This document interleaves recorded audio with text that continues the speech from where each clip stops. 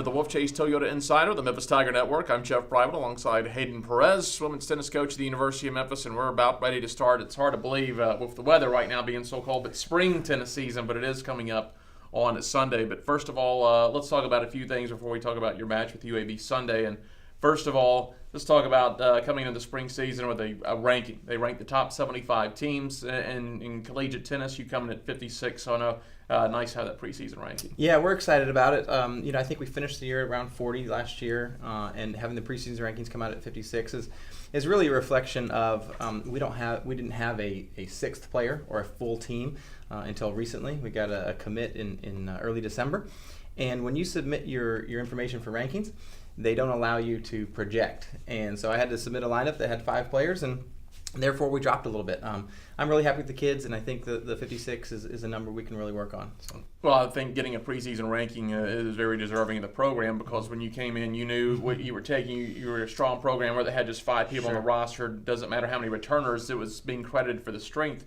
Anytime you've won, I believe, 39 straight home matches and then a successful fall season, you're going to have that reputation. Absolutely. And I've told the kids that, for instance, when we play somebody that's seeded or ranked either individually or as a team, that ranking is a reflection of what they've accomplished in the past. You acquire a new ranking and you have accomplishments and achievements that will then give you a ranking in the future. So where we're starting today is a reflection of what the kids have done in the past, and we hope to just build on that. Moving forward, now you've got 4 letter winners. Just kind of talk about this roster that you have. Sure. I'm excited. We've had our first few days of practice beginning on Saturday, and I just discussed with the group yesterday just how excited I was of where we are right now. We have Kat, who's not one of the returners, but she had a broken foot this last fall, and so she spent 9-10 weeks just getting that healed up, and then it's been that around Christmas break is when she was allowed to get back on the court. Well, guess what? She went back home, and how much did she do?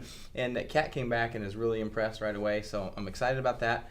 Yesterday I witnessed a great battle in practice match between 2-letter winners, Anki Wind and Alyssa Hibbard. It was fantastic to watch. They're competing at a high level early, and so I'm excited about this returning group. And of course, Marta had a spectacular season freshman year last year, and she'll be coming, back with a storm, with a vengeance, I should say.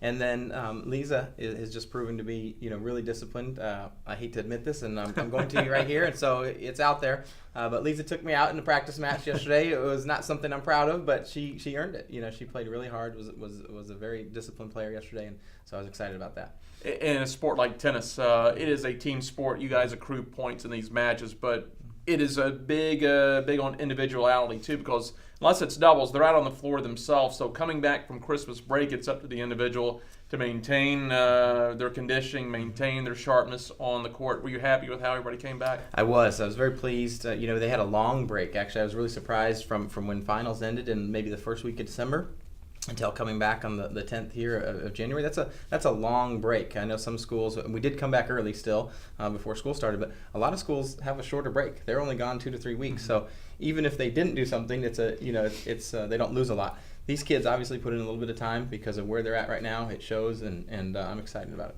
Give us a quick review. Were you pretty happy with the fall portion of the season? Absolutely. We had a fall again with small numbers. I mean, only really having 4 after Kat had hurt her foot. It was an opportunity to get to know the kids kind of a little more intimately, in the sense that we just had a small group. We only had 4.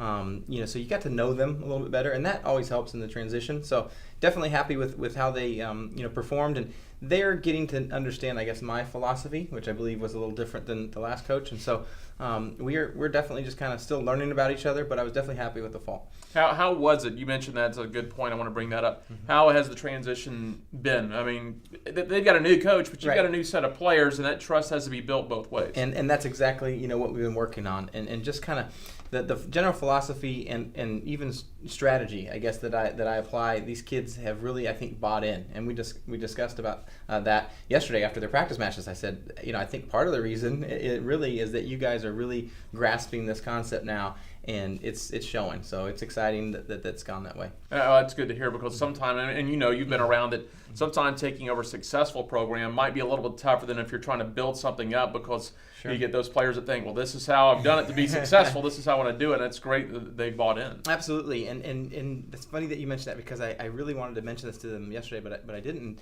And one of the things that happens is it can take years, I think, at times for people to kind of get used to a new philosophy and a new coaching style, and they have adjusted rather quickly. So that's fun.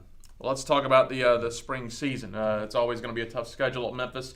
In the spring, you always kind of have that winning streak, which is great, but it's also kind of as it builds.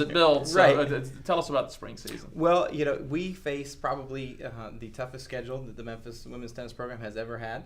Out of approximately 21 matches, I think we have 15, if I counted up, 15 or 16 ranked opponents. And so that's definitely a challenge ahead of these kids, but I think they'll rise up and meet it. They're gonna grow a lot this year through facing that tough competition, and hopefully, by the time conference comes around in April, playing all that great competition will help prepare us for a little run at the conference tournament, hopefully. And it's such a good benefit, too, because with that strength of schedule, you mentioned 15 of the 21 are ranked. You don't have to be so perfect. I mean, if you lose to a ranked opponent, once you get to the end of the season, your tournament resume, your potential NCAA resume is going to be pretty strong with strength of schedule and high RPI. Absolutely. We will have every opportunity, to make the tournament.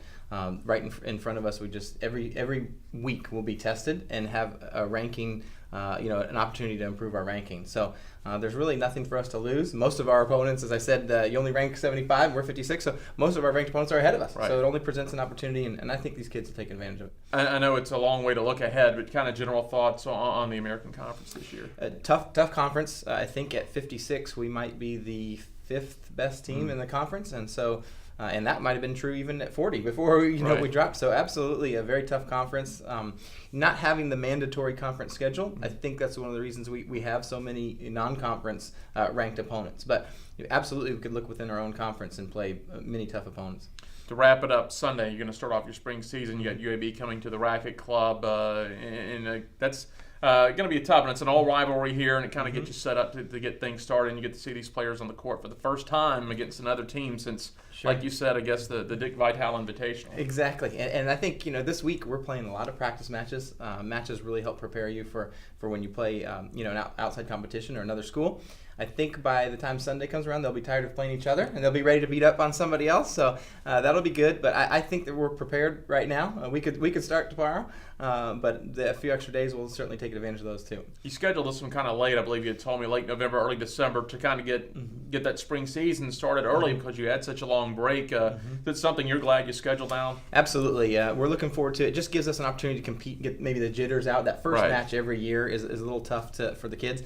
And so we'll have that before we go face Furman, which will be a very formidable opponent in the first round of our ITA kickoff weekend the following week. So we definitely need this. It'll be good for us, and we're looking forward to it. All right, well, Coach, best of luck on Sunday. All right, thanks a lot. As head coach Hayden Perez, I'm Jeff Brightwell. This is the Wolfchase Toyota Insider on the Memphis Tiger Network.